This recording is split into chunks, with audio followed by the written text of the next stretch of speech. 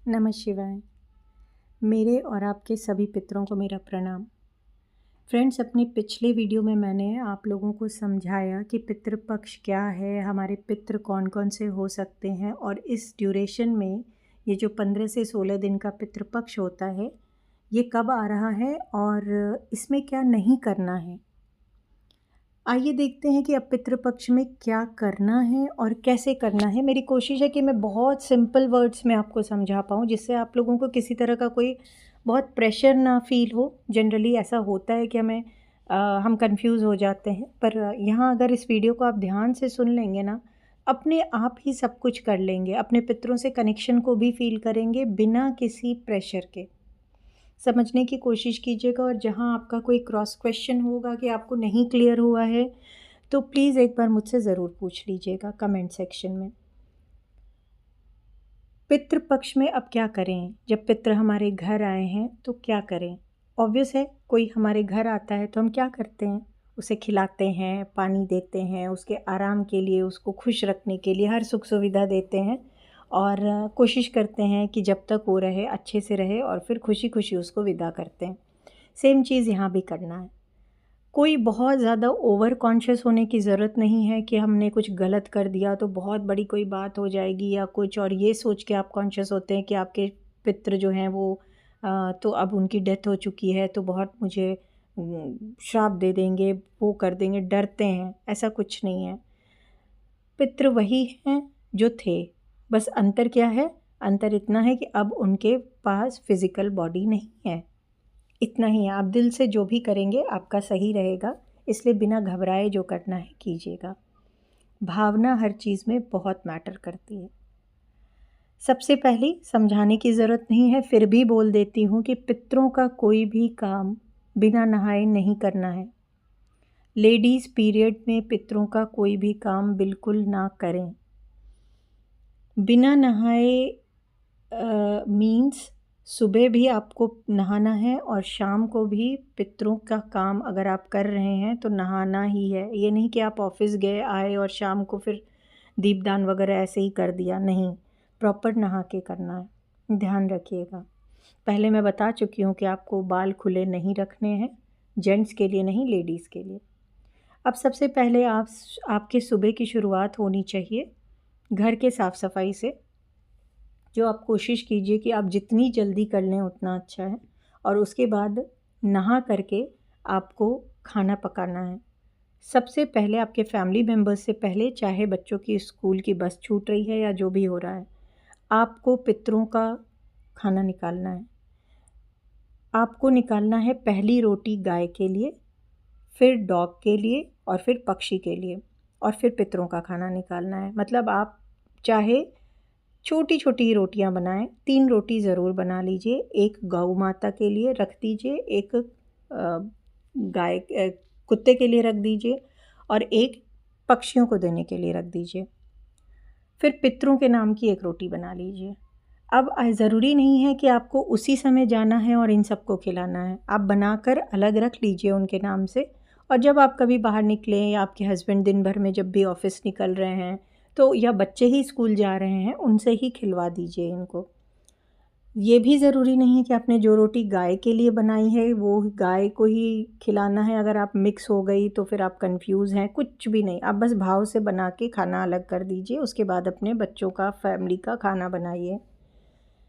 अपनी सुविधा से, फीलिंग से इनको खाना खिला दीजिए। जो पितरों की रोटी आपने निकाली है वो या तो किसी पर्सन को बाहरी जो आपके घर का ना हो, और वो भी जैसे कोई मंदिर वगैरह में किसी को दे दीजिए, जो मंदिर के बाहर बैठते हैं वो खा लेंगे, या फिर आप किसी पक्षी को या गाय को ही खिला दीजिए, जिसमें आपको सुविधा हो। एक दिन गाय को, एक दिन पक्षी को, ऐसे भी कर सकते हैं जिस दिन जो सुविधा है। लेकिन 15 के 15 दिन आपका डेली का रूटीन यही रहेगा कि पहले गाय, डॉग, पक्षी, पितृ, और उसके बाद ही आपके घर का खाना बनेगा। कोई भी इस दौरान आपके घर पर आता है तो बिल्कुल भी उसको खाली हाथ नहीं जाने दीजिएगा। एक और चीज़ याद रखिएगा, रात को आपका किचन खाली नहीं रहना चाहिए। रात को लास्ट खाना बना के एक छोटी सी रोटी, चाहे वो कितनी भी छोटी हो, और एक छोटा सा बर्तन में पानी, वो आप अपने किचन के स्लैब पे रख के सोइएगा।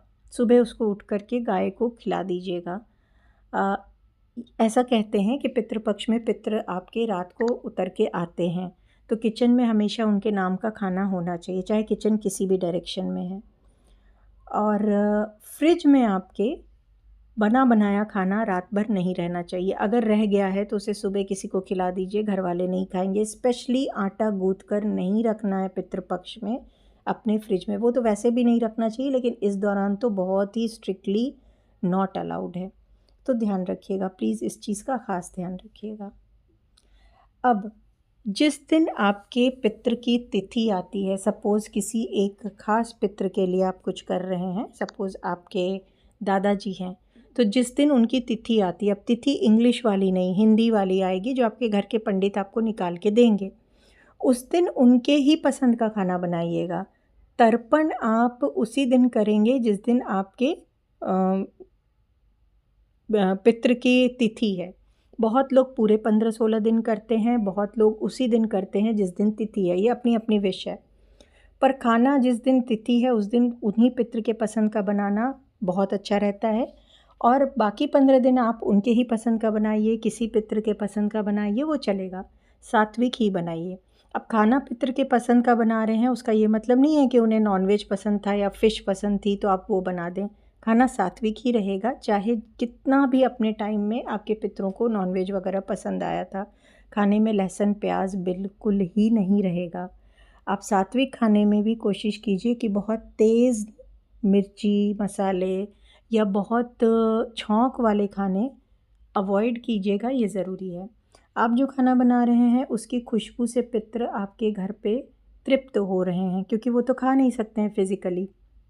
आउट ऑफ 5 सेंसेस सूक्ष्म शरीर के पास फ्रेगरेंस की सेंस ऑफ स्मेल सबसे ज़्यादा रहती है, तो वो आप जितना खुशबूदार खाना बनाएंगे उनके लिए उतना अच्छा है। पर खुशबू का ये मतलब नहीं है कि आप बहुत ही ज़्यादा मसाले वगैरह डालें। खुशबू का मतलब है अगर आपने खीर बनाया है तो इलायची डाला है, राइस बनाया है तो दालचीनी तेज़पत्ते की खुशबू, लौंग की खुशबू, ऐसी वाली खुशबू, सुगंधित खुशबू जो होती है ना, वो रहनी चाहिए, जिससे कि आपके घर में पता चले, पड़ोसियों तक को पता चले कि इनके घर में खाना बना है, तो वो चीज़ होनी चाहिए।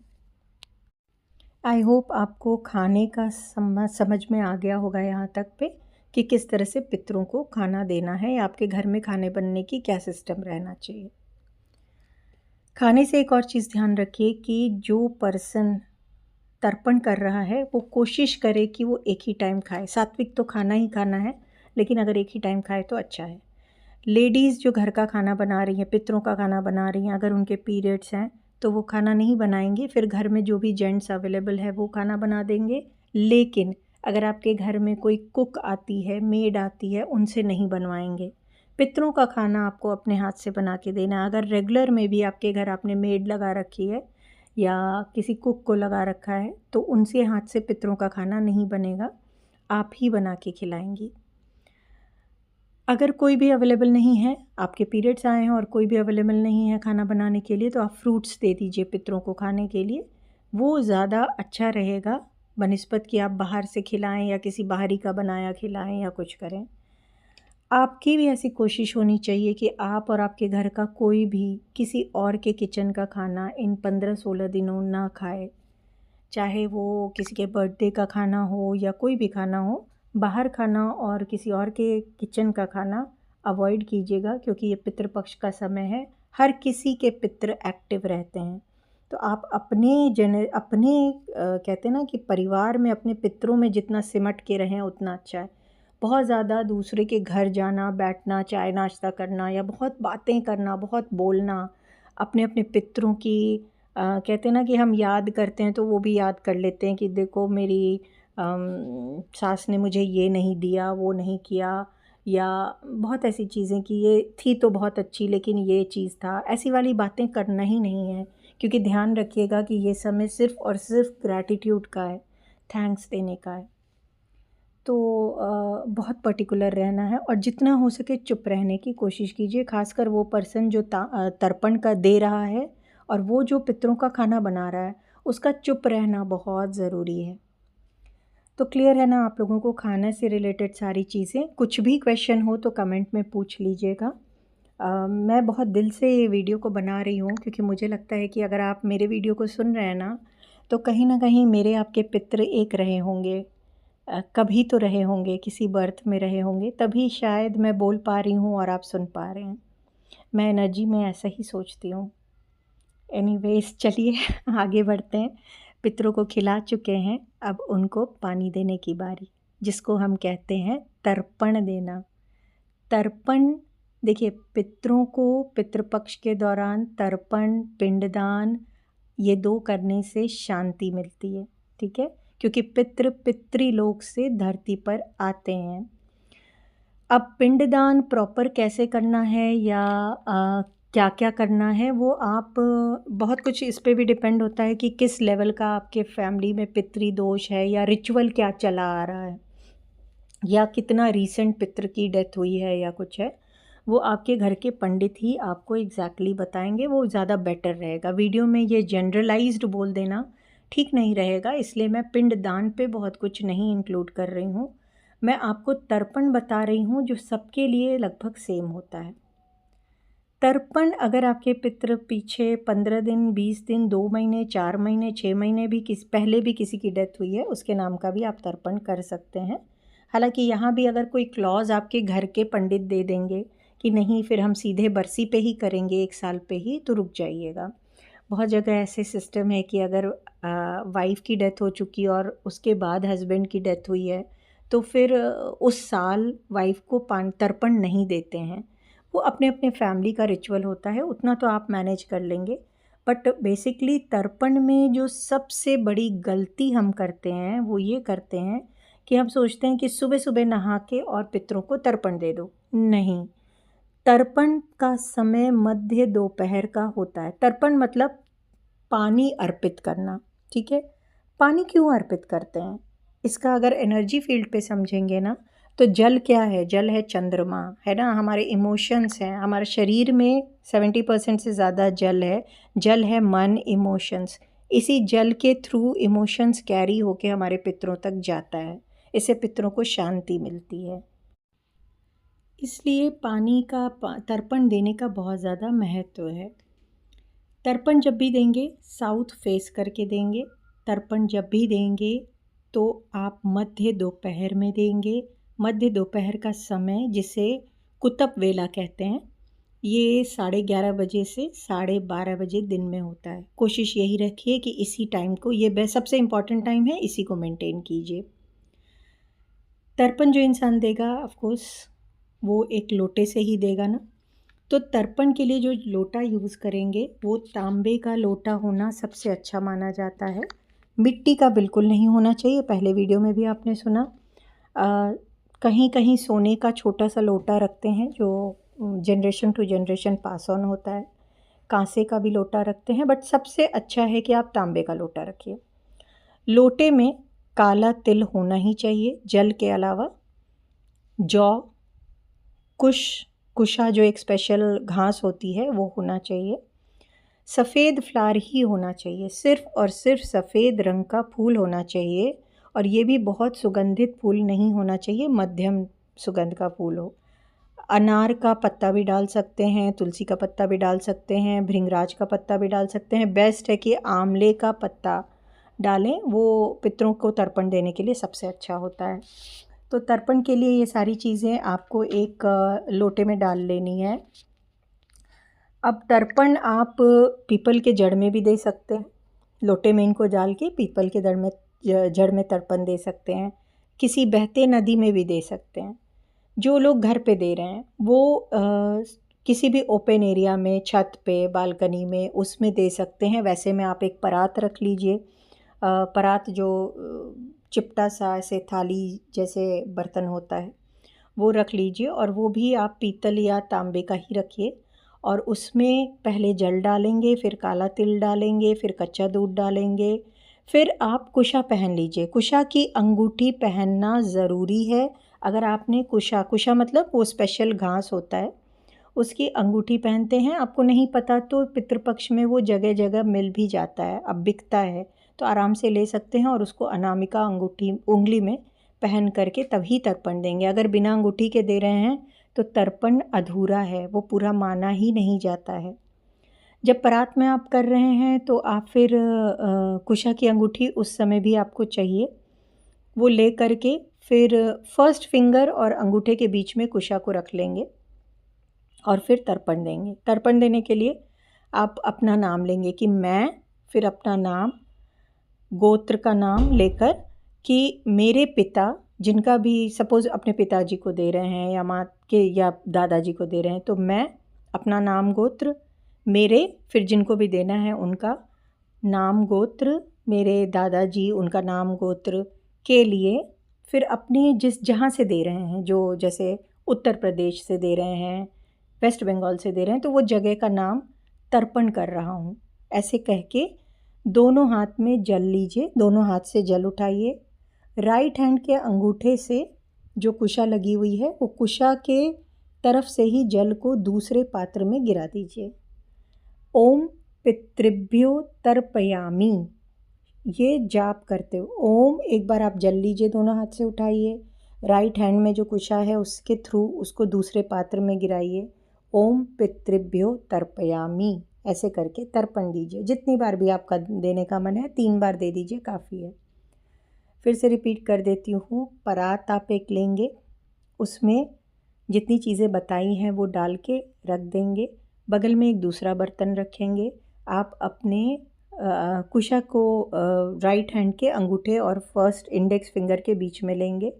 दोनों हाथों से जल उठाएंगे, कुशा को पकड़े पकड़े, और फिर बोलेंगे, मैं पहले ही बोलेंगे, फर्स्ट टाइम में बोलेंगे, बाकी 2 टाइम में नहीं बोलेंगे, कि मैं अपना नाम गोत्र लेके मेरे दादाजी उनका नाम गोत्र के लिए उत्तर प्रदेश से तर्पण कर रहा हूँ, इसे स्वीकार करें करके ओम पितृभ्यो तर्पयामि बोलते हुए दोनों हाथ से जल उठाया हुआ है, राइट हैंड के अंगूठे से कुशा लगी हुई है वहाँ के थ्रू दूसरे पात्र में डाल दिया है। ऐसा 3 बार कर दीजिए। इसको लेकर के इस जल को आप किसी पौधे में डाल सकते हैं, वो सबसे बेस्ट होता है। तो इतना अभी तक आपको क्लियर हो गया कि तर्पण कैसे करना है, क्या क्या मिलाना है और कहाँ कहाँ कर सकते हैं।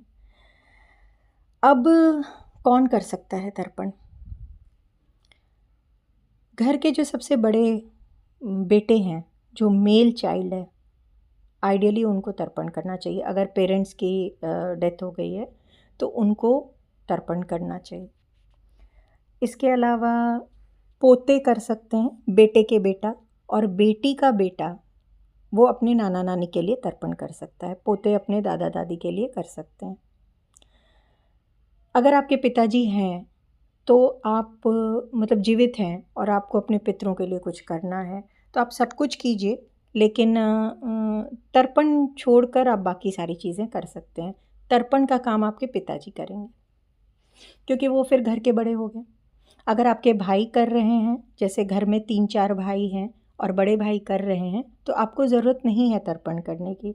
फिर आप सिर्फ घर में उनके नाम का, पितरों के नाम का दिया जला सकते हैं।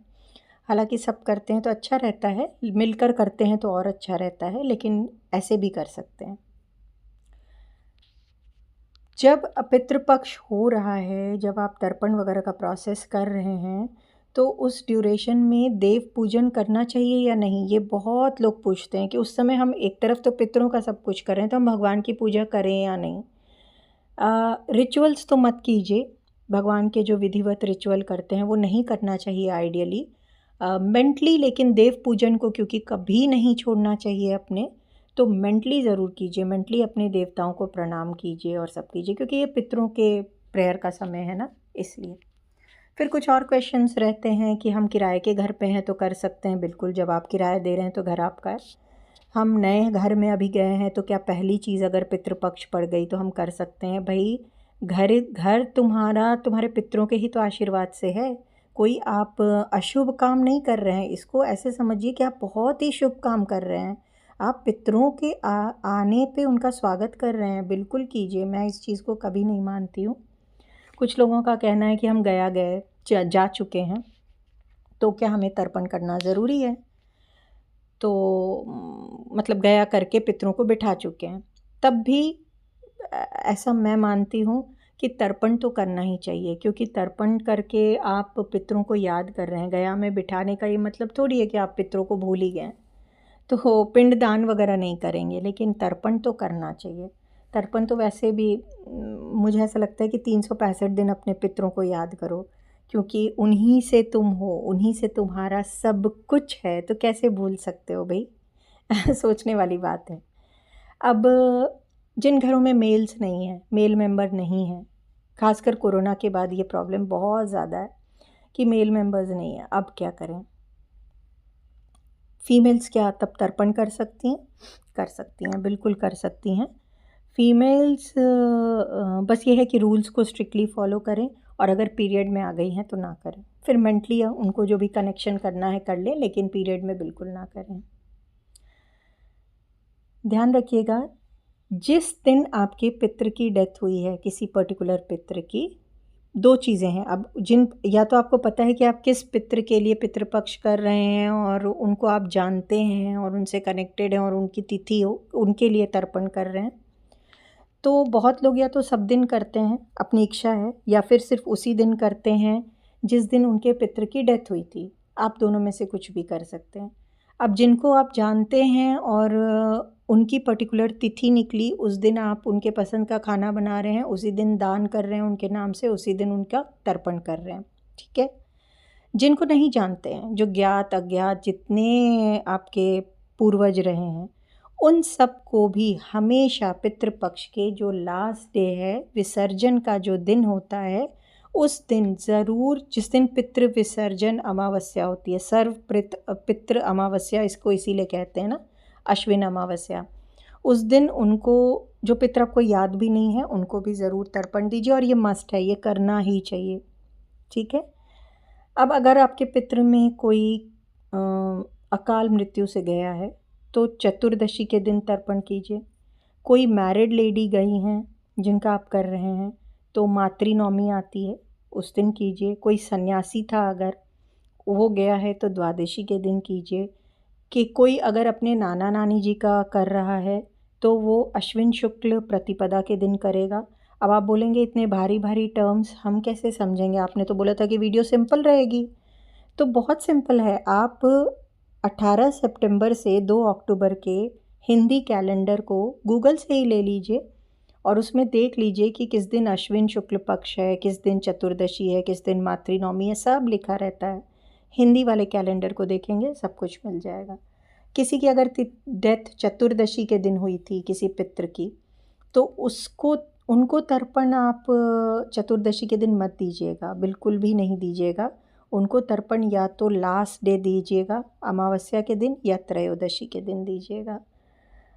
मेरी कोशिश है कि अगर आप कुछ भी नहीं जानते हैं ना, फर्स्ट टाइम भी तर्पण करने वाले हैं, तो मेरे इस वीडियो को ध्यान से सुनेंगे तो आप कर लेंगे, आपको कहीं से कोई दिक्कत नहीं आएगी, ऐसा मेरा वादा है आपसे। और आएगी तो आप मुझसे कमेंट में पूछेंगे, इसलिए मैं थोड़ा एडवांस में इस वीडियो को डाल भी रही हूँ।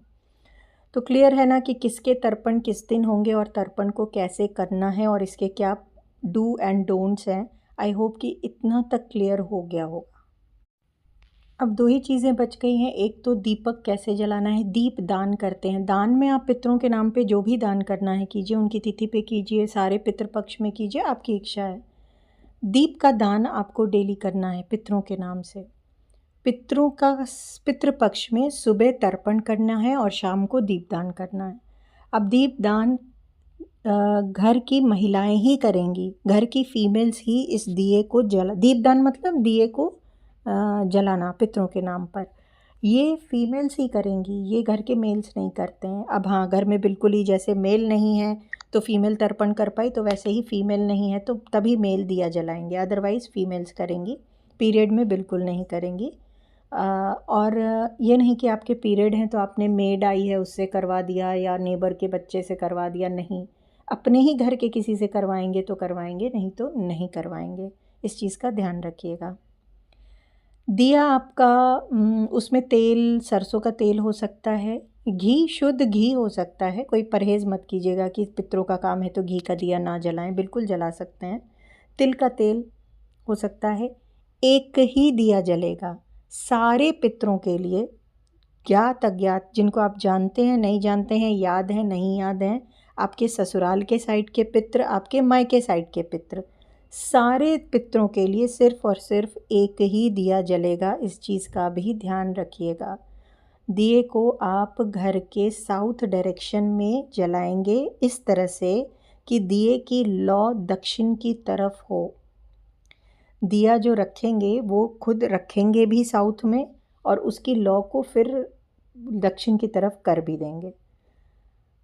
दिए में कुछ भी नहीं डालिएगा। दिए के अंदर सिर्फ तेल और बाती रहेगी, कॉटन की बाती रहेगी, कलावे की बाती नहीं रहेगी। इस चीज़ का ध्यान रखिएगा। वाइट कलर की ही बाती होनी चाहिए। ओम पितृभ्यो नमः मंत्र का जाप करते हुए आप दिए को जला सकते हैं और पितरों को प्रणाम कर सकते हैं। अगर आपके घर का बेटा इस चीज़ को करना चाहे तो कर सकता है। फीमेल्स करें, फीमेल्स के साथ साथ बेटे को साथ में रखिए, बहुत अच्छा है, वो भी करें। दिए के, और ये पूरे 16 दिन होने चाहिए। दिए के बाद एक चीज़ जो बच जाती है वो है पितरों के नाम पर पाठ। सबसे इम्पॉर्टेंट चीज़ है। पूरे पितृपक्ष पितरों को गीता पढ़ कर के सुनाइए, खासकर गीता का चैप्टर 7। पितृपक्ष में आप गीता ऐसे पढ़ के सुनाइएगा जैसे आपके पितृ सामने बैठ कर के सुन रहे हैं। यकीन मानिए ये उनके आत्मा की सद्गति के लिए बहुत ही ज़्यादा ज़रूरी है। हमारे यहाँ किसी की भी डेथ होती है, हम उसके नाम का चैप्टर 7 गीता का ज़रूर पढ़ते हैं, चाहे वो हमारी फ्रेंड हो, नेबर हो, कहीं दूर का कोई हो। अगर हमें सुनाई दे दिया कि अभी उसकी डेथ हुई है और 13वीं नहीं हुई है, पूरे 13वीं तक हम आत्मा सद्गति के लिए काम करते हैं। तो आप भी अपने पितरों के लिए ज़रूर गीता का पाठ कीजिए। आपके घर में अगर बच्चे हैं, खासकर बेटा है, तो उससे ज़रूर करवाइए। और अगर ये बेटा है और वो दादा दादी या नाना नानी का इस बार तर्पण हो रहा है घर में, तो उनके लिए अगर बेटे ने आपके कुछ किया है, बहुत ही ज़्यादा फलित होगा। पितरों को भी बहुत आराम मिलेगा और आपके बच्चे को बहुत आशीर्वाद मिलेगा। तो ये कुछ छोटी छोटी ऐसी चीज़ें हैं जिनका बहुत ध्यान रखिए। बहुत फ़ीस लगा के, बहुत कोचिंग करा के, बहुत ब्रांडेड कपड़े पहना के आप बच्चों को काफ़ी कुछ दे रहे हैं, लेकिन ये जो बेसिक चीज़ है इससे अछूते रहेंगे तो मुश्किल आती है बच्चों के लाइफ में। ध्यान रखिएगा। गीता के अलावा पितृ गायत्री मंत्र का जाप कर सकते हैं, ब्रह्मा गायत्री मंत्र का जाप कर सकते हैं। जितना हो सके पितरों के मंत्रा को मन ही मन सारा टाइम जाप कर सकते हैं। ओम पितृभ्यो नमः, ओम पितृभ्यो नमः। बहुत ही ग्रैटिट्यूड में रहिए, पितरों से बात कीजिए, पितरों को थैंक्स दीजिए, उनको बताइए कि आपके लाइफ में क्या चल रहा है। मैं आपके कुल की बच्ची हूँ, बच्चा हूँ, मुझे इस चीज़ में मेरे हर कहते हैं ना कि फिनेंशियल, सोशल, हेल्थ, हर होलिस्टिक अपना इस जीवन को बिताने के लिए मैं आपके कुल का अंश हूँ, मुझे आपकी हेल्प की नीड है। और शांत बैठ के 5 से 10 मिनट भी अगर आप अपनी स्पाइन पर ध्यान देंगे तो आपको अपने स्पाइन पे गर्माहट और एक अजीब सी एनर्जी जो सूदिंग और प्यारी एनर्जी होगी, जो एक फीलिंग देगी कि हाँ कोई है आपके साथ, वो वाली एनर्जी को आप साक्षात फील कर पाएंगे।